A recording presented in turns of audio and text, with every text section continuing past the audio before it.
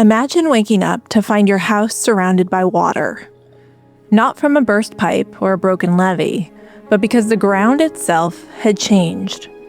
The permafrost your home was built on has thawed, and what was solid earth is now a part of the ocean. This isn't a nightmare, it's reality for Indigenous communities across Alaska. On October 11, 2025, the remnants of Typhoon Halong slammed into coastal Alaska and displaced over 1,000 people. In the village of Kipnuk, homes were washed off their foundations. Families were still inside. Alaska is warming faster than any other state in the country. The Arctic is heating at nearly 4 times the global rate. And while the world's emissions drive this crisis, it's the Indigenous communities in Alaska who are paying the price, losing their homes, their land, their way of life. Some villages are preparing to move, others are already gone. Today we're going off the radar to learn what's happening in Alaska and what these communities can teach the rest of us about surviving the crisis we created. I'm meteorologist Emily Gracey, and you're listening to Off the Radar, a production of the National Weather Desk. On the show, we dig deep into topics about weather, climate, the ocean, space, and much more. Our goal is to help you better understand the weather and to love it as much as we do.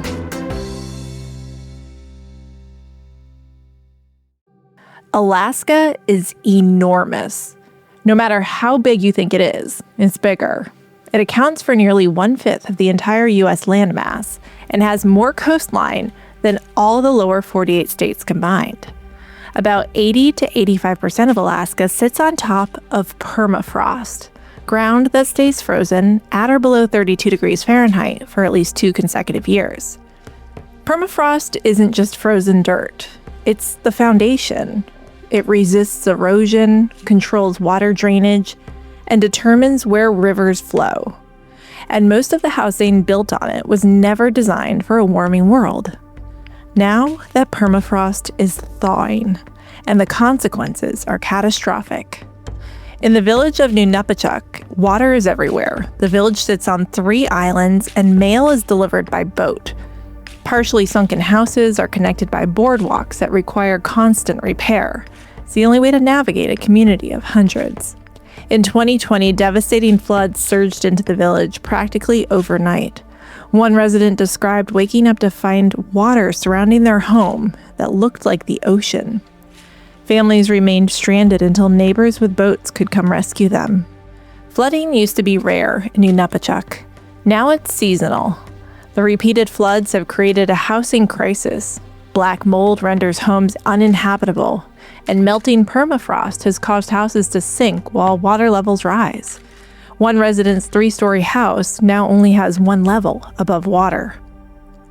In 2023, residents voted to relocate the entire village to higher ground, about 3 miles away, at an elevation of 20 feet above sea level.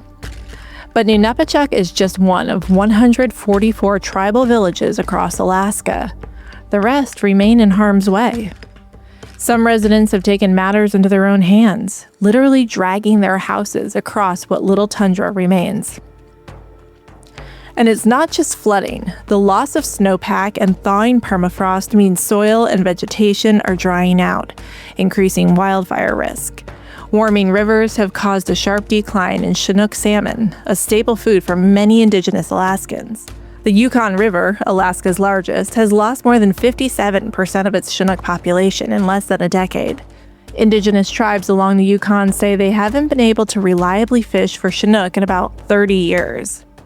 The ice that used to stay frozen for most of the year now thaws earlier, affecting hunters' ability to cross it. In some communities, up to 80% of residents rely on wildlife for food.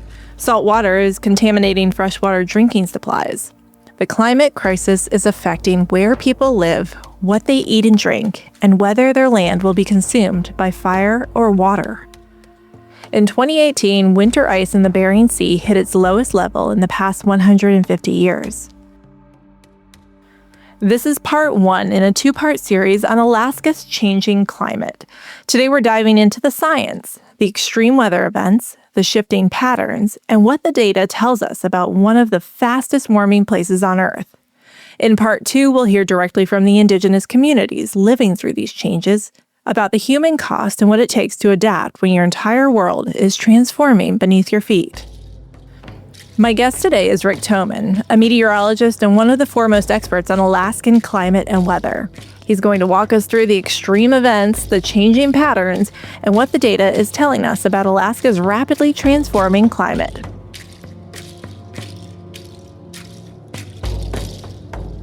Rick Thoman, thank you so much for joining me today to talk about this, I think, subject matter that maybe a lot of people don't know about and should know about, certainly not getting the publicity that it should. Climate change in Alaska. Can we talk about your background first and what your role is right now? So I have been in weather and climate business for, amazingly, 43 years now. I graduated from Penn State in 1983, got a job with AccuWeather, which in that time was in State College, worked there for 5 years. 1988, I joined the Weather Service, Alaska region, started my career in Nome, and then moved over to a general forecaster and then a lead forecaster at the forecast office in Fairbanks, which has the distinction of having the largest land area for forecast responsibility of any forecast office in the country, as well as all of the northern Alaska waters for marine responsibility. And I did that for more than 2 decades, and then finished out my weather service career as the regional, so all of Alaska, a climate science and services manager. So after more than 30 years, I retired from the Weather Service in 2018 and moved over to the Alaska Center for Climate Assessment and Preparedness, which is one of the NOAA Climate Adaptation Partnerships programs. And I've been here now, over 7 years. Do you remember, as a young professional, what struck you as far as forecasting differences going from a place like State College, Pennsylvania to Alaska? In the 1980s, one of the big, very obvious differences was the real lack of data. When I showed up in Alaska, we didn't have 24-hour day satellite coverage. Even 1990, when I showed up in the Fairbanks forecast office, satellite pictures were being printed on wet fax paper, and you had to literally tape them together. On the midnight shift, there were very, very few observations. The number of places that did 24-hour day observations was tiny compared to the size of Alaska. And some of those same things, of course, applied in the lower 48 at the time, but nothing like the extent that we had in Alaska. Can you tell me what currently Alaska is dealing with as far as climate change impacts? We talk a lot about what's happening with the lower 48, but I think we don't necessarily know what's going on in Alaska. What are some of the current things that are being dealt with? So Alaska is warming faster than any state in the lower 48. Now, having said that, Alaska, of course, is a big place. And so the changes, as you would expect, are not uniform. So in Northwest Alaska, temperatures are warming at the rate of 7 degrees in 50 years for annual temperatures. That is, to a large extent, due to the loss of autumn sea ice and thinner sea ice the rest of the year. That's something, of course, unique to the Arctic. Places in Alaska that are far from areas with sea ice are seeing somewhat less changes. And that's, of course, all part of Arctic amplification, the loss of sea ice, the shorter snow cover season. Most of mainland Alaska typically has 5 to 9 months a year with snow on the ground. Shorten that up by 2, 3, 4, even 5 weeks in some places, and you're exposing the ground to a lot more sun. So Alaska's warming rapidly. One of the big problems that this is causing, and in the end of the 21st century, I think is going to get tallied up as the single most expensive impact of climate change, is thawing permafrost. As the annual average temperature crosses freezing, Permafrost at that point is not long for this world. It doesn't, of course, melt instantly, but because thawing permafrost impacts stuff that's really expensive, roads, buildings, utilities, stuff that is designed to have lifetimes of decades or longer, is going to have to be repaired and replaced. Here in the Fairbanks area, Department of Transportation is spending a lot of money to repair the same stretches of road every year as the permafrost underneath it melts, as the permafrost underneath thaws. And so we're spending a lot of money to stand still. In some communities, buildings are tipping over because the permafrost that those homes are built on is thawing, all incredibly expensive. Thawing permafrost is also increasing coastal and river erosion rates. And so that's certainly a major, major impact. The warming atmosphere, ocean, of course, also affecting the ecosystem. And in Alaska, especially outside of the main urban centers, most communities rely on traditional activities, hunting, fishing, to provide their livelihoods right down to the what's for dinner tonight level. So changing environment is impacting folks directly. Can you explain what permafrost is for those who don't know? Sure. So permafrost, the idea is very simple. It's ground, earth material, could be soil, could be rock, sand, anything like that, that the temperature of that material has been below freezing for at least 2 consecutive years. Now, the real problem is not if you have a rock that's below freezing, it's when you have soil or other somewhat porous material and you have water within that. And as the temperature rises above freezing, that water melts.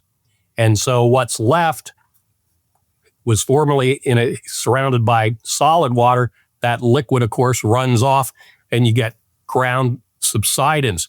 That can occur at very small scales, and it also occurs at large regional scales.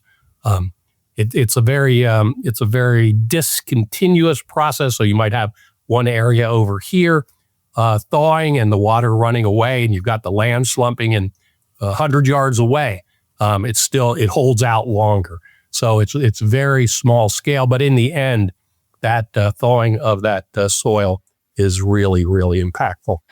Okay, let's talk about the typhoon, because I guess it never really occurred to me as an East Coaster that the United States could be impacted by a typhoon, but this happened, correct? So it is actually not new that some part of Alaska is impacted by typhoons from the West Pacific. Kind of the quintessential trajectory is you have a typhoon that forms to the southeast of Japan, moves northeast towards Japan or even over, then gets caught up in the jet stream and moves northeast. The vast majority of typhoons that affect Alaska are confined to the western Aleutian Islands, so that island chain that sticks way out to the west there towards Russia. There's only literally a handful of communities out there, and they are well accustomed to extreme storms. So while Alaska is sometimes impacted by these, typically they are not a big deal because they're in such remote areas where there's very few people. Those kind of storms, though, do affect, of course, things like trans-Pacific ship traffic. Just like everywhere, big cargo ships want to avoid those giant storms. So it's not like they're not important. Less frequently, one of these typhoons will affect the eastern Aleutian Islands, a little bit more population.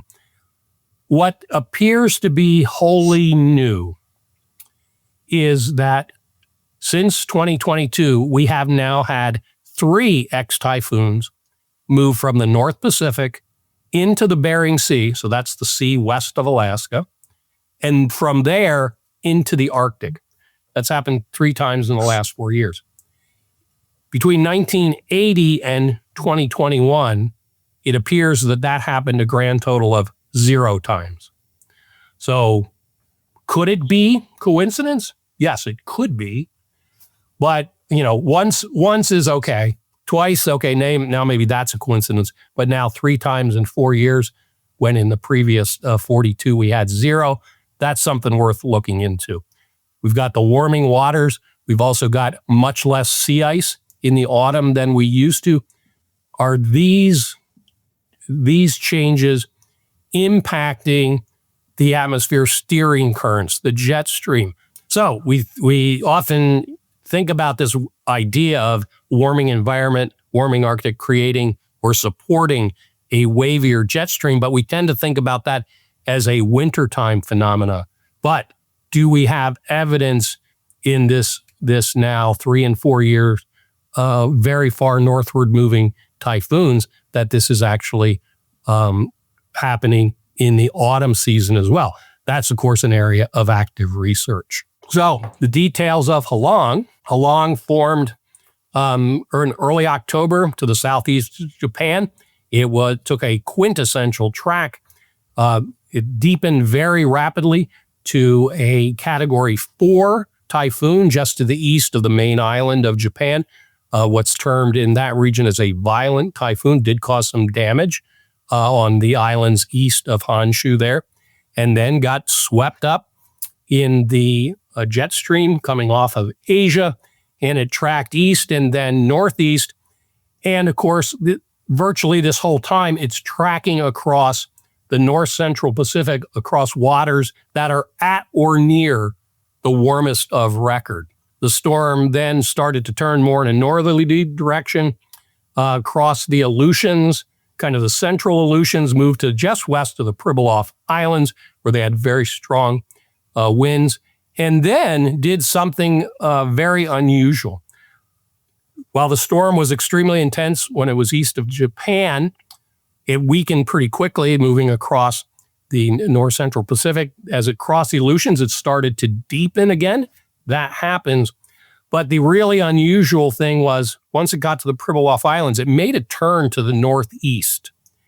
And what we wound up with was the storm reached its maximum intensity off of between the Yukon Delta and St. Lawrence Island. So that's very close to the central Alaska mainland.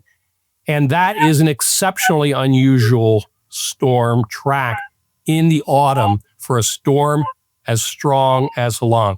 Reached 960 millibars as it was crossing through the eastern Bering Sea. And looking back over the last 75 years, we can find only one storm that was that deep or deeper that took that track. Storms that deep are not unusual in the Bering Sea, but almost invariably they are farther west or farther south. So very unusual track.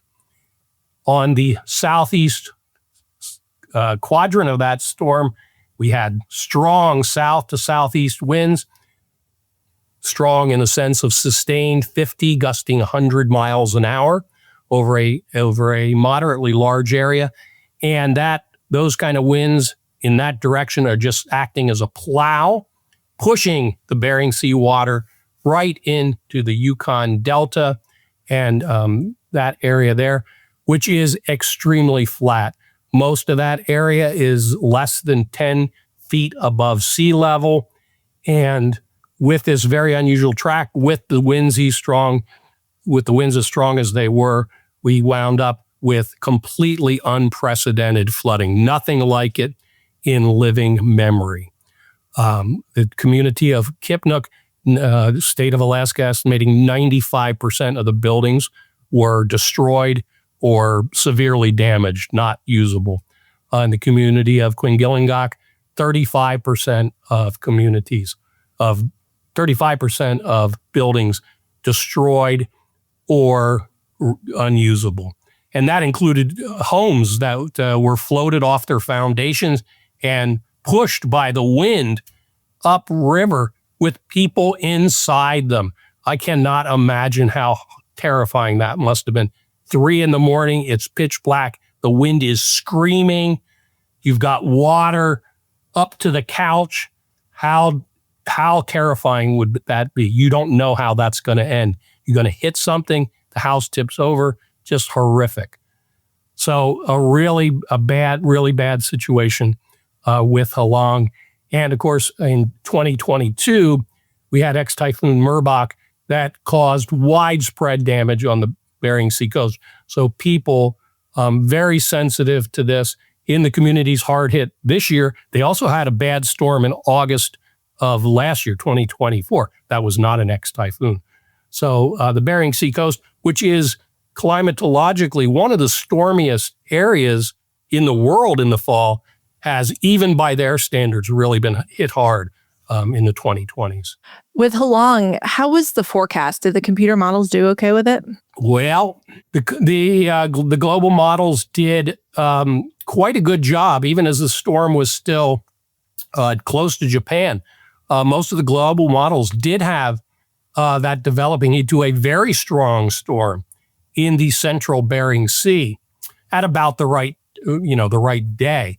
So in that sense, the global models had the right idea. However, until about 36 hours before Halong actually moved into Alaska waters, the models had this storm taking almost a due north track, and really an extremely deep storm. Would have been at or near record storm, moving almost due north from the central Aleutians toward the Bering Strait. About 36 hours out, the models started to shift and started to show that northeastward turn of the storm, and much less intense. Still very strong, but not at the record low levels that the models had been forecasting. So just 36 hours away, that is not really enough time for people to do anything. And there was, of course, a lot of uncertainty. The models had been very consistent and with this track towards the Bering Strait. And so as a professional meteorologist, okay, now we've got one model run that is showing this more eastward track. What do we do with that? And I do want to point out, not just talking the operational models, but their ensemble sets as well. The guidance was very consistent. And so we have this shift to the east, much less intense, center, still plenty deep. And it's important to remember that all of these communities in Western Alaska, they're not just rural. We call it rural Alaska, but that does not convey what they are to most folks. These are completely isolated communities. There are no roads. You cannot drive anywhere. Evacuation means you go to the stoutest building in town. In most communities, that's the school. That's the evacuation plan is shelter in place. There's really no other option unless you're going to be on a plane days in advance. So 36 hours versus 48, it might not have made a huge difference. So 36 hours, it's like, and the forecast from the Weather Service never really caught up to what actually happened. The extreme flooding was on Sunday overnight, so the early morning hours on Sunday, October 12th. And even the Saturday afternoon warnings were talking about storm impacts at the level of what happened in August 2024, which was bad. That got a federal disaster declaration, but the forecast never had, unprecedented, never before seen type flooding. It just wasn't the model confidence. Also important to remember, there is hardly any water level gauging in Western Alaska. Really? North of the Aleutian Islands and Alaska Peninsula, there are a grand total of 3 NOAA water level gauges. Wow. And none of them are within 400 miles of the areas that got hit. State of Alaska does have some gauging out, but in the communities that were impacted and elsewhere, but they have very short periods of record. Many of them, only 5 or 6 years. So So, we don't really have a good sense of, okay, what does this water level mean in this particular community? So it was really a really difficult situation for forecasters, and obviously turned out to be pretty impactful for the communities. I think the latest estimate was about 1,500 people were evacuated after the fact, mostly from Kibnuk and Quingilangak, but also some folks from other communities because their homes were destroyed or not livable. And of course, we are moving into winter. Well, winter is here now. And so, the construction season is grinding to a halt. And so, more than 1,000 people are going to have to spend the winter, hundreds of miles from home. Some folks will be able to stay with family or friends, but the vast majority are going to have to be accommodated for a year or more. Yeah, I'm curious what storm cleanup does look like in Alaska versus other areas as far as resources, as far as having materials to do it, not just the weather not being hospitable, but all these other factors too. So these are all small communities. Everything has to be brought in from building materials. You have to barge in gravel. You have to you have to bring in people to work on this, on many of the communities, the hardest hit communities. The heavy equipment that they had there was damaged or destroyed in the storm. So you're having to bring in heavy equipment to move gravel. All of the building materials will have to be barged in. So it is logistically extremely difficult. And as you would think, it is extremely expensive. You need something, you can't run to the hardware store. You can't run to the, rent a forklift kind of place. You don't have it. Well, maybe we can get you one in a week kind of thing. That really slows down reconstruction activities, repair, recovery. I've heard discussion in the weather community of the benefit after disasters like this of a NTSDB type of post-disaster evaluation system. And I'm curious what you think of that, and then what that sort of situation would determine about this particular disaster. Certainly something if that's done for this event, which I hope it will be, an additional facet, which is not usually a major consideration, is, of course, there was quite a number of upper air balloon observations missing in the days leading up to Halong impacting Alaska. There hasn't been any upper air observations from St. Paul Island since late August. There hasn't been any upper air observations at Kotzebue since February. Both Cold Bay and Bethel were down to one observation a day instead of the standard of two. And inconveniently, Nome, which has had more regular observations, missed two full days of observations in the week and days before Halong. All of these places are in western Alaska, the area that was highly impacted. So that, did that impact the models? It's inconceivable to me that it had no impact, but might have just been a little impact. Might have been, had we had the normal complement of upper air observations, that the models would have caught on to this very unusual northeast turn sooner. That'll be speculation. There are techniques we can get at to kind of qualify the likelihood of how important that was.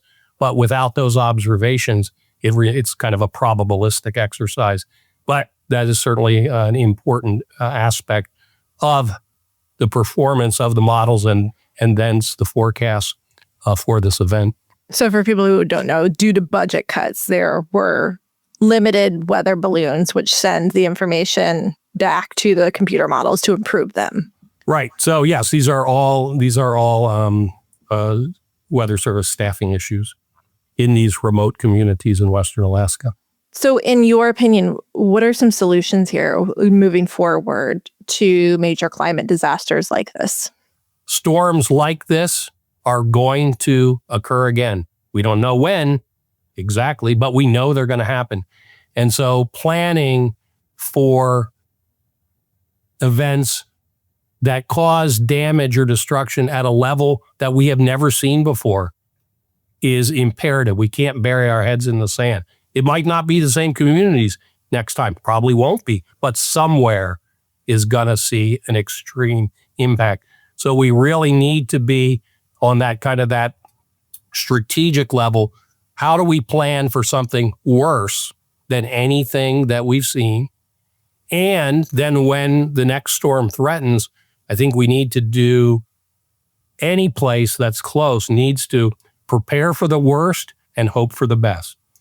Some communities farther north than the areas that got hit actually did that in this storm, and I was really happy to see that.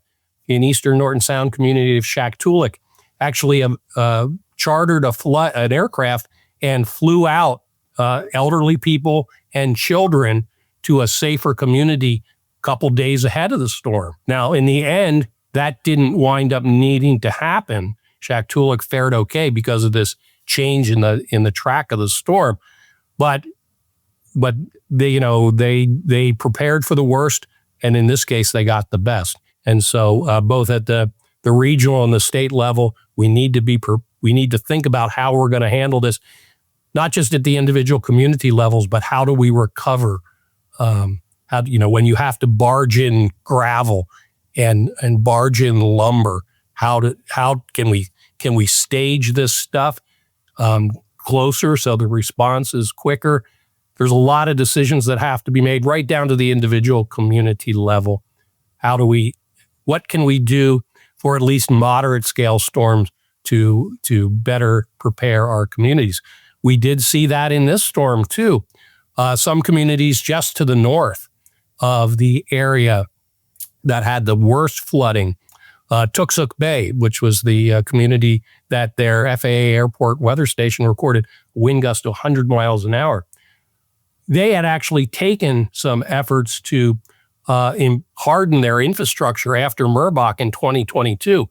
And while they did suffer damage in this storm, according to the city manager, if they would have not taken those steps after Merbach, they would have had much more in the way of problems.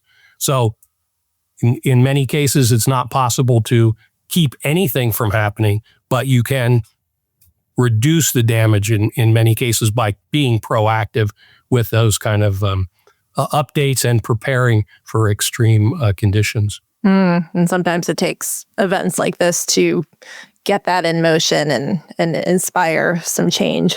Yeah. And of course, Western Alaska, all these communities are small.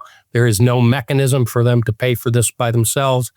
If the state or federal government doesn't help, it's not going to happen. And all of these communities are Indigenous majority tribal communities. So they have a government-to-government relationship with the federal government. And so that needs to be considered as well in the efforts to both recover and to mitigate the impacts of these storms that we know will occur in the future. Rick, is there anything else you want our listeners to know about the weather and climate situation in Alaska? Alaska's far away and is often out of mind. We're the lower 48, but we pay taxes just like everyone else. And we're American citizens too. And, what happens here matters a lot. Our population numbers are not high, but, our indigenous cultures have been here for 10,000 years, and they're going to keep being here. And we've got to find a way forward. Well, thank you very much for your time today. This has been a great learning experience for me. All right. Well, thanks, Emily, for having me.